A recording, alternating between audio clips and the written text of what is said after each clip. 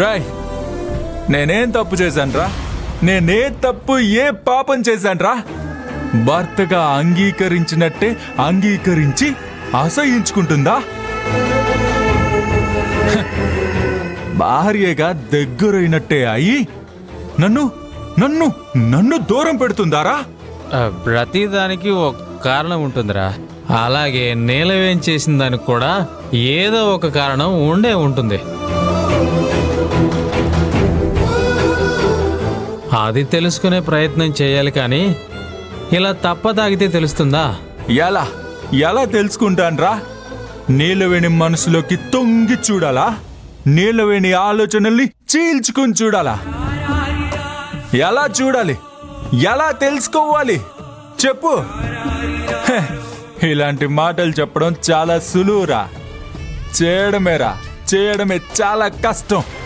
అలా కాదురా, ఏదో ఒక మంచి మూమెంట్ చూసుకొని ఒక మాట అడిగి చూడు, అప్పుడు తనే చెప్తుంది.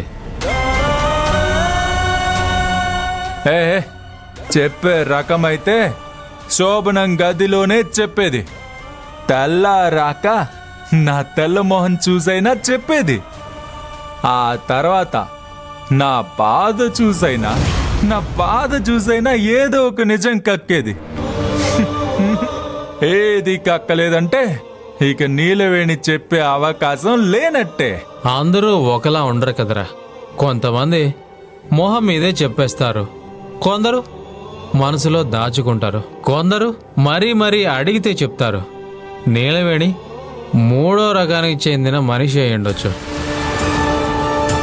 ఓ 4-5 సార్లు అడిగితే ఖచ్చితంగా చెప్తుందేమని నాకు అనిపిస్తుంది. ఏమోరా, నాకైతే ఆ నమ్మకం లేదు. అయినా నీలవేణికి నేనేం తక్కువ చేశానురా? నాలో సగ భాగం ఇచ్చాను. నా అధికారం తీసుకొచ్చి తన చేతిలో పెట్టాను. తన కోసం నేను ప్రాణం ఇవ్వడానికైనా సిద్ధంగా ఉన్నాను. ఎన్ని చేసినా నీలవేణి మనసు కరగకపోతే నేనేం చేయాలి? నేనేం చేయాలి చెప్పు.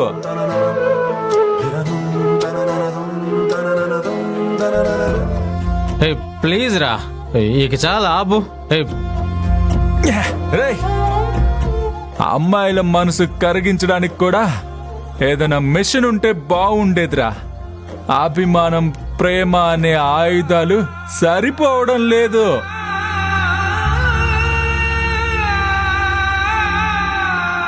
తారక్ ఆగరా. రై నన్ను ఆపుకో, నేను తాగాల్సిందే. వెళ్ళి ఇంకో బాటిల్ తీసుకురారా. రేకి చాలరా. వెళ్ళి తేరా వెళ్ళు. అయ్యో, నా నీలవేణి నన్నే దూరం పెడుతుంది.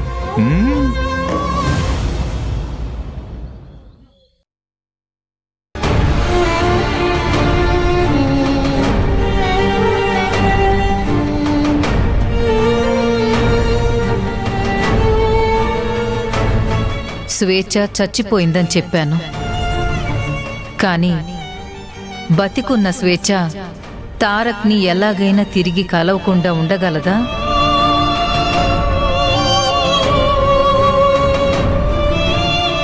నేను మళ్ళీ తారక్ జీవితంలోకి వచ్చి నీలవేణి జీవితం నాశనం చేయలేను. తారక్ సార్ పక్కన భార్య స్థానం నీదే. మరి నీ జీవితం?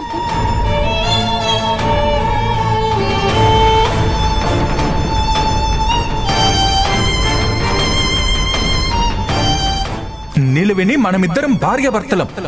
అది ఆ దేవుడే డిసైడ్ చేశాడు. నువ్వు నా పక్కన లేకపోతే నేను బతకలేననిపిస్తుంది.